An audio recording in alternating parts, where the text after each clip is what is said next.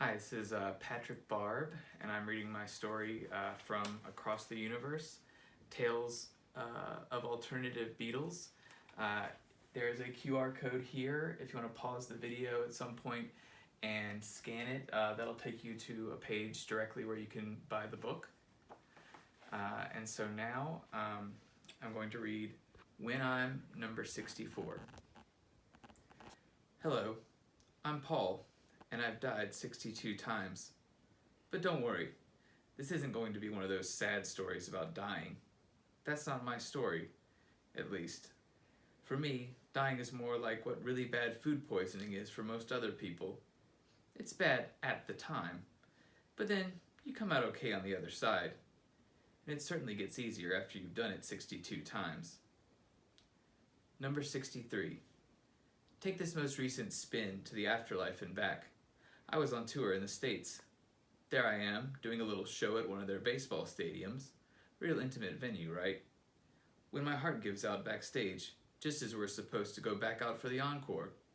Of course, the band, my tour manager, the whole team, they have to scramble.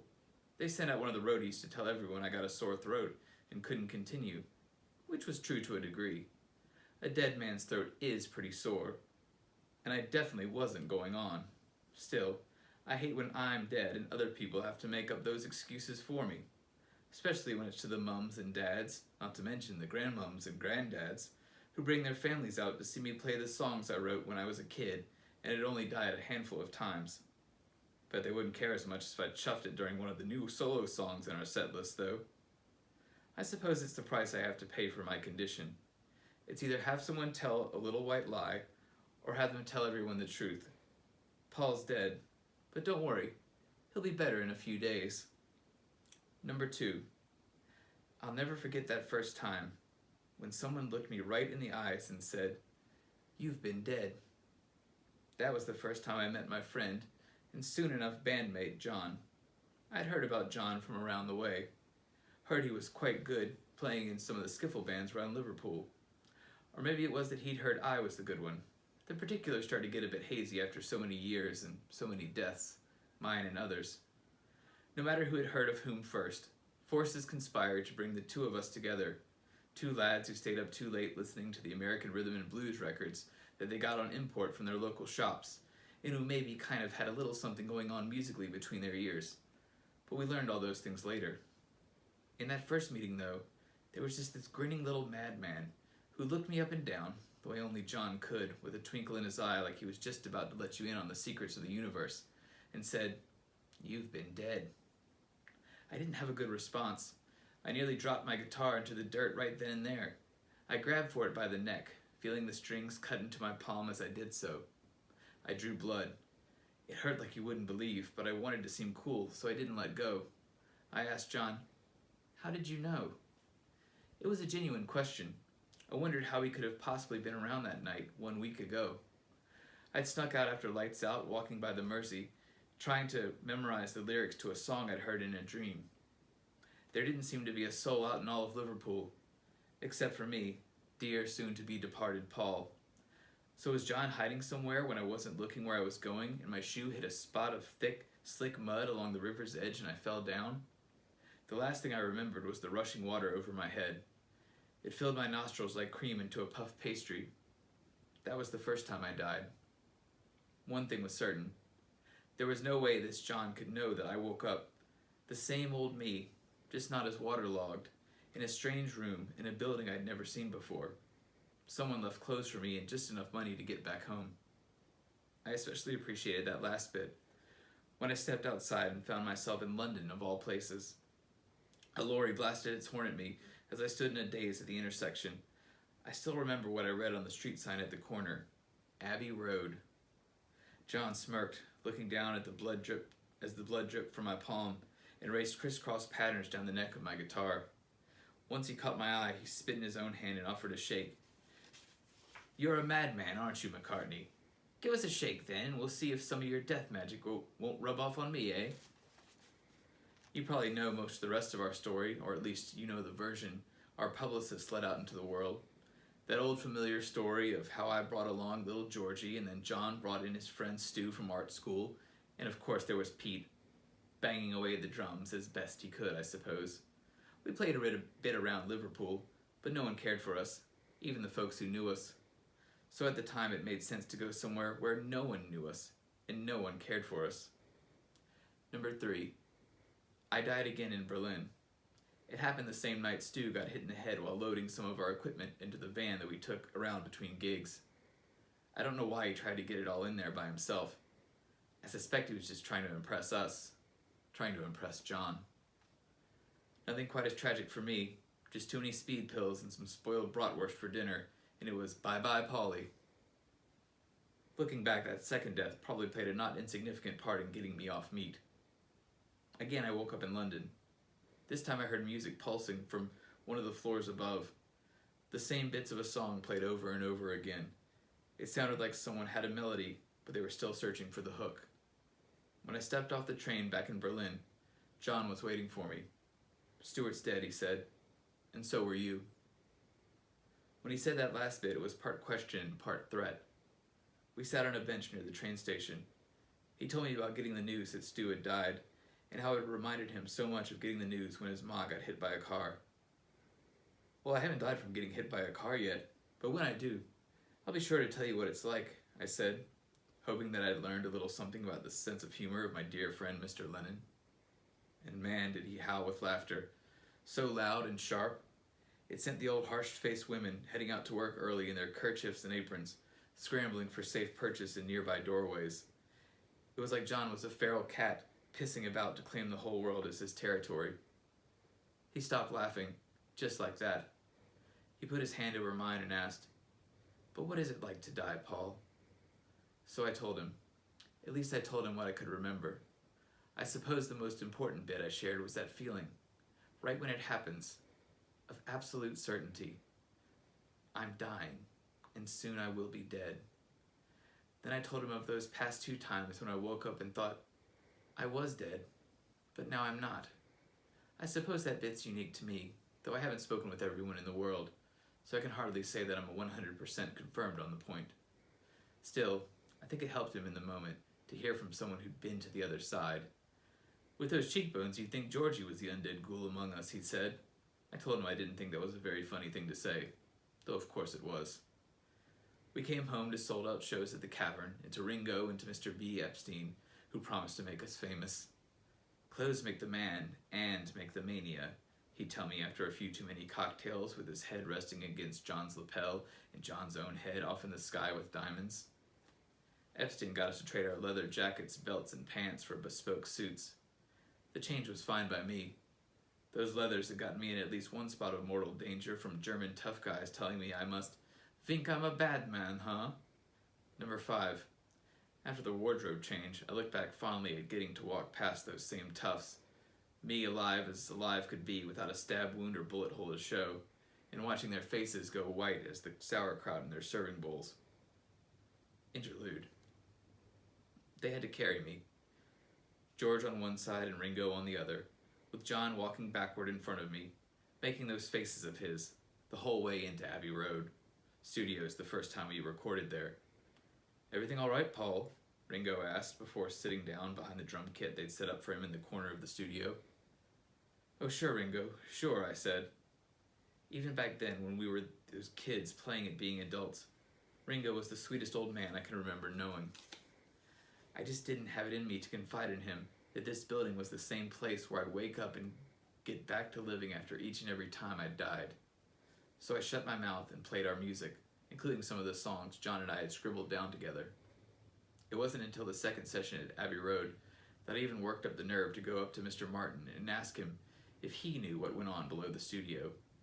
He looked me up and down, the way Dad used to before I'd head off to school, like he was searching for that one hair sticking up from the back of my head, or expecting to find my underwear put on outside my trousers. Then with a puff, puff, puff on his pipe, he said, "Dear boy, there aren't any floors below this one." I felt like I might die right then and there, especially when Martin made eye contact with Epstein from across the studio and raised his voice to add that we should watch out for all that drug business that seems to be going around these days. Number 10. Of course I died in America. By the sixth or seventh death, John and I had to let everyone else in on the secret. Ringo asked a lot of questions. He asked if I ever saw my mother when it happened. I told him I thought I did once, but it was just the chaperone of one of those girls that chased me off the riser near the concert hall. George didn't say anything. The last time I died in America, while we were still a band, was after John said all his nonsense about us being bigger than Jesus. We ducked behind a country malt shop when some good old boy from down south, fresh from steamrolling our records, happened to come around just the wrong corner at just the wrong time, with his hunting rifle in his hands.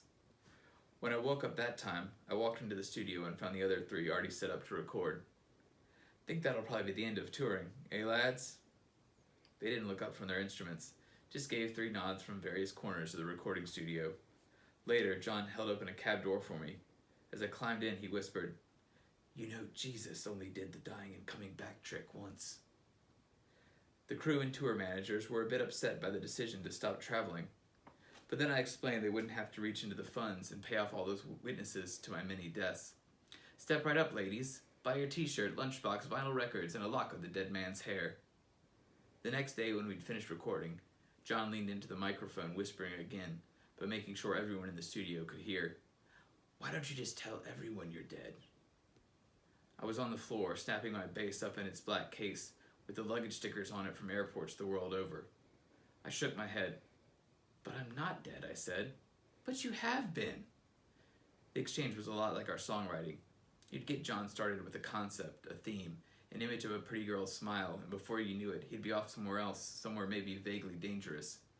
"Come on, Paul," he continued, rubbing his knuckles against the top of my head, just hard enough to make me wonder whether he was messing about or not.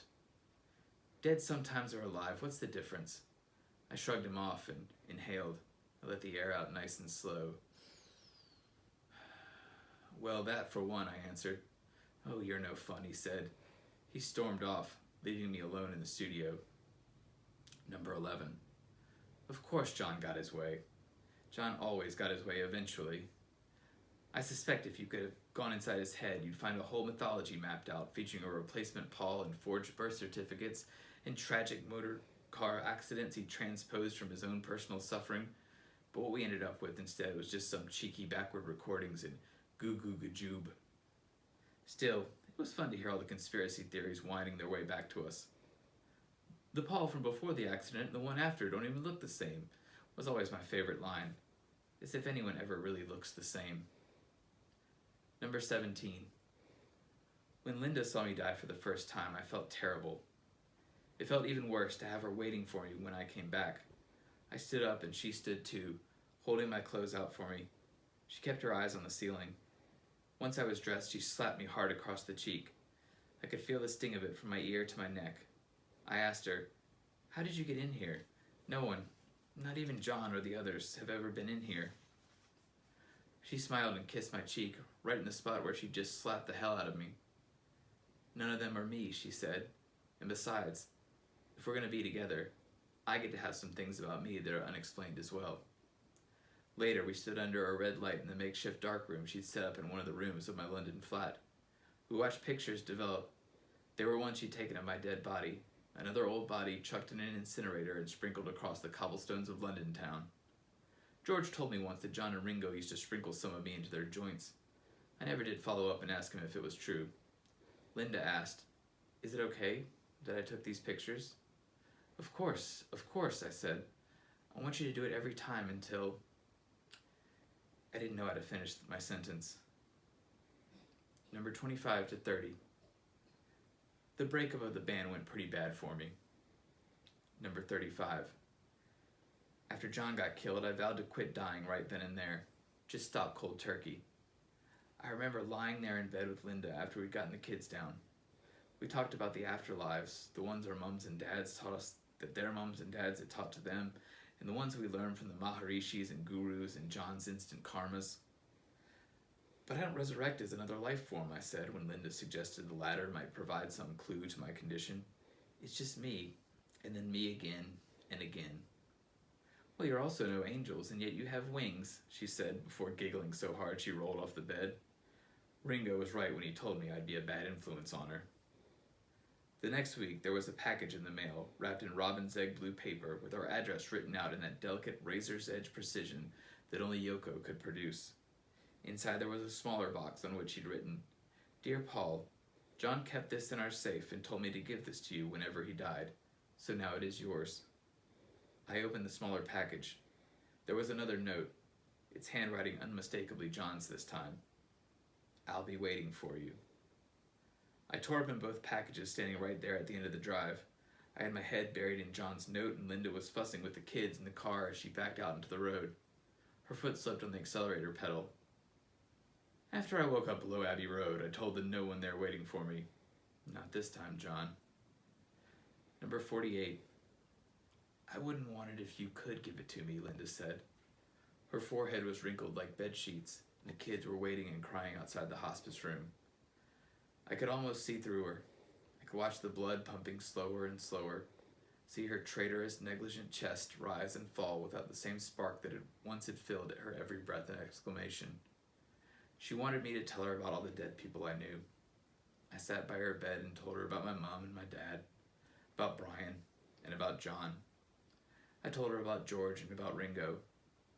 "But they're not dead yet," she said, her voice cracking as it fought its way past chapped lips.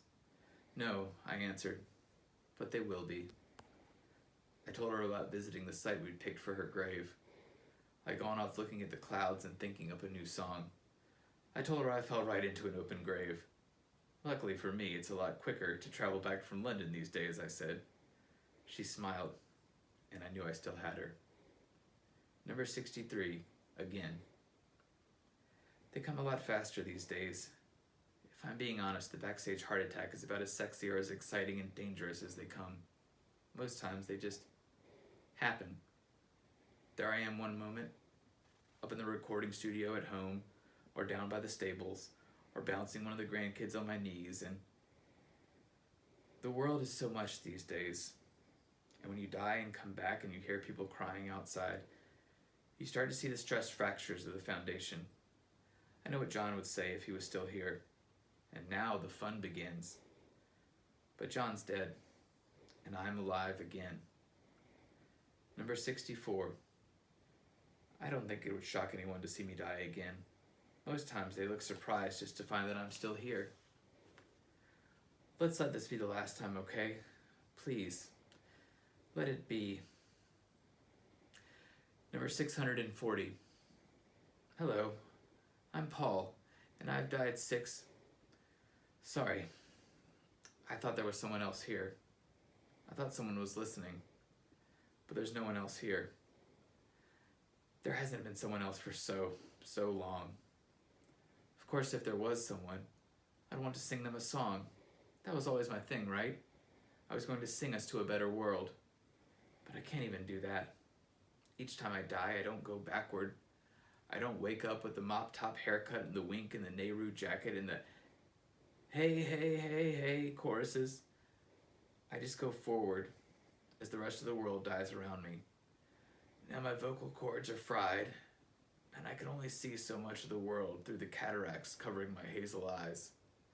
I feel like I'm living in a world of ghosts. I die now, every hour on the hour. London's a crater, and yet the floor below Abbey Road Studios, the floor that doesn't exist, still stands. I don't try to make it out of the room anymore. It's my time again, and again, and again. Paul's alive. Please someone make it stop. Paul's alive.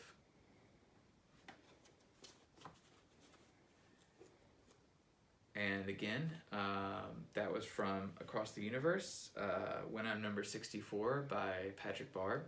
And the QR code, if you'd like to order a copy, just pause the video right about here, and it'll take you to a link to buy the book. Thanks.